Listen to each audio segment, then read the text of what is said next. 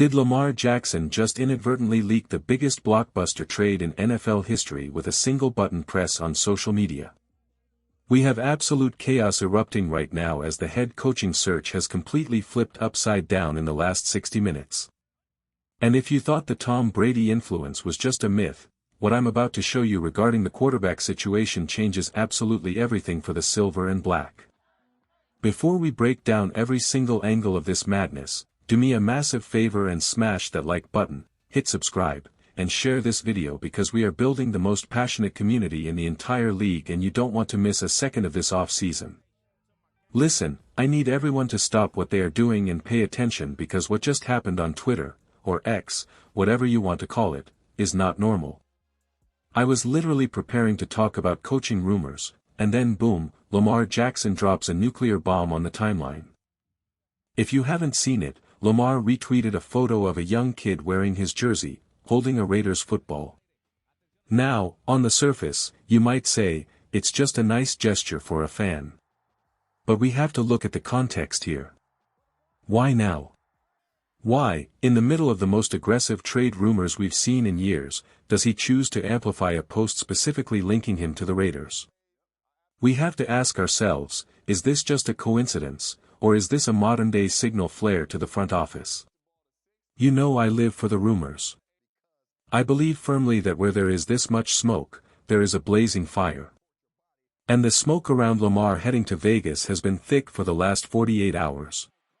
We have reports from Pro Football Talk explicitly stating that there is friction and rumors about the Raiders and Lamar working out a deal. Then you have Jeremy Fowler from ESPN, who didn't just guess. He made a bold prediction earlier this week that the Raiders were going to pull the trigger on this trade. And the piece of the puzzle that makes my heart rate spike is the Tom Brady factor. Remember, Brady and John Spytek are the ones calling the shots now. When Brady retired, he posted that picture with the caption, "You're next," and tagged Lamar. He was passing the torch.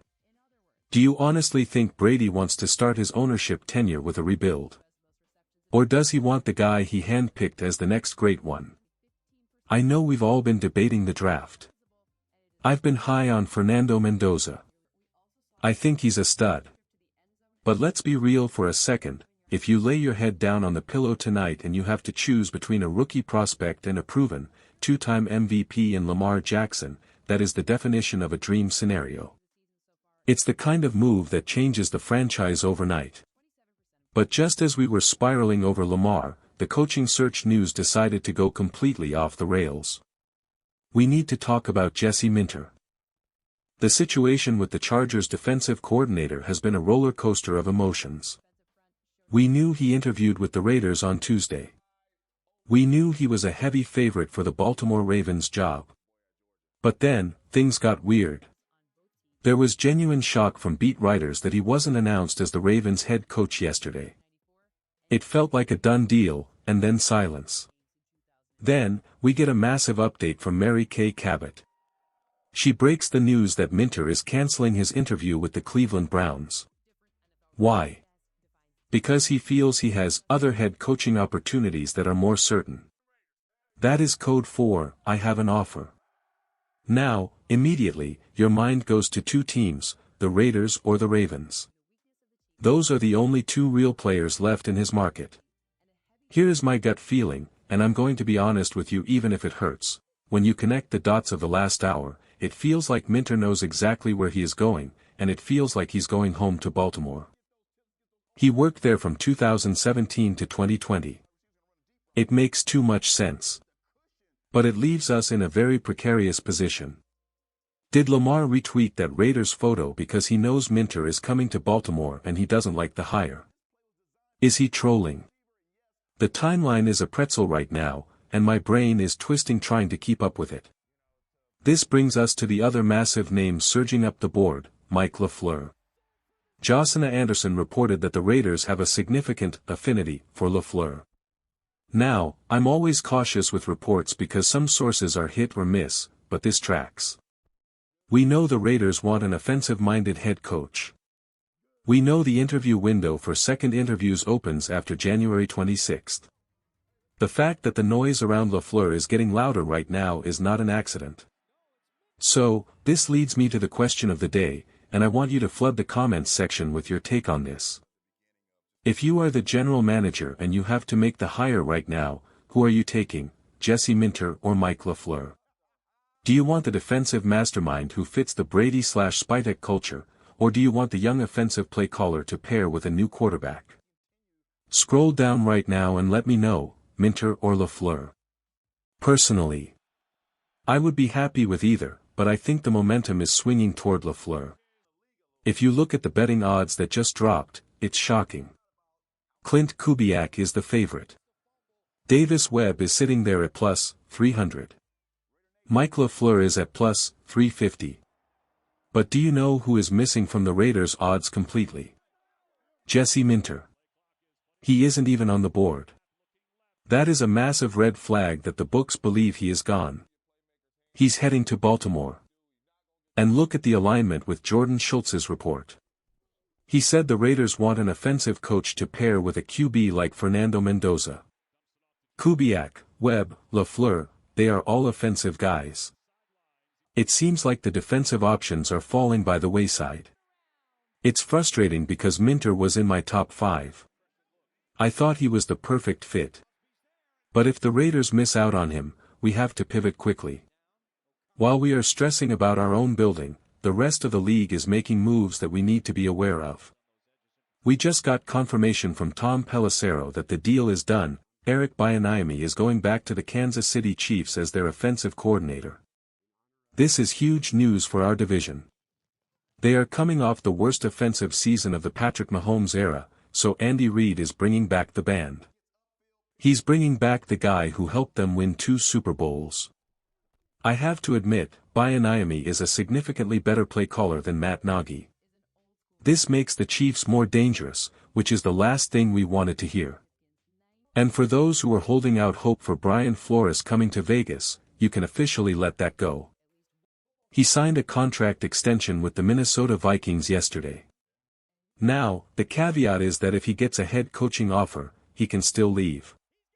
But I've reached out to people, and the word I'm getting is that the Raiders' decision-makers were highly encouraged to stay away from Flores. He is a brilliant defensive mind, no doubt. His system is aggressive, it's balls to the wall, which I love. But he burned a lot of bridges in Miami. In the NFL, relationships matter. With Brady as an owner, considering the history there, it was never going to happen. It was a pipe dream. We also have Brian Daboll making waves. He's interviewing with the Buffalo Bills today for their head coaching vacancy. This is a reunion tour, right? He was their OC from 2018 to 2021. If he doesn't get that big job, reports are linking him to the Tennessee Titans as an offensive coordinator. This matters to us because there was a brief moment where PFT linked Daboll to the Raiders as a potential offensive coordinator option if we hired a defensive head coach. But with Minter likely off the board, that scenario is dying fast. It looks like Daboll is either leading the Bills or running the offense in Tennessee. Let's shift gears to the MVP race because the finalists for the 2025 NFL MVP were just announced, and it is a fascinating list: Josh Allen, Trevor Lawrence, Drake May, Christian McCaffrey, and Matthew Stafford. I have a very strong opinion on this. If you ask me, looking at that list, there are really only 2 serious candidates, Drake May and Matthew Stafford. I know some of you will scream Josh Allen. And honestly, he might be the best player in the league. But when it comes to the most valuable award this season, it comes down to the 2 QBs who dragged their teams into contention.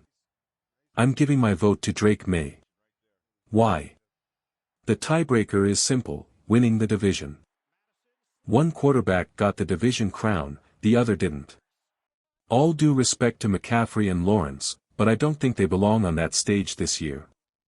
It's a 2-horse race.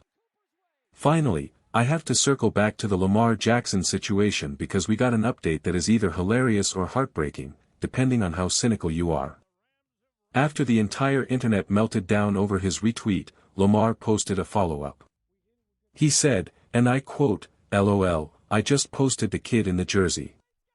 Didn't even read the caption." Really? You just accidentally retweeted the one image linking you to the team actively trying to trade for you, and you didn't read the caption. Look, I want to believe him.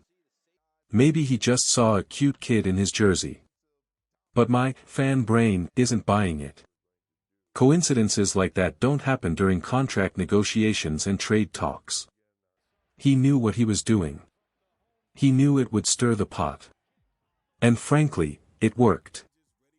Whether he admits it or not, the connection between Lamar and the Raiders is real, the interest is real, and until he is wearing another jersey, I am not ruling anything out. We are in for a wild few weeks. The coaching search is narrowing down, the quarterback market is heating up, and the AFC West is reloading. I'm going to be tracking every single rumor, every flight tracker, and every deleted tweet. So make sure you are locked in right here.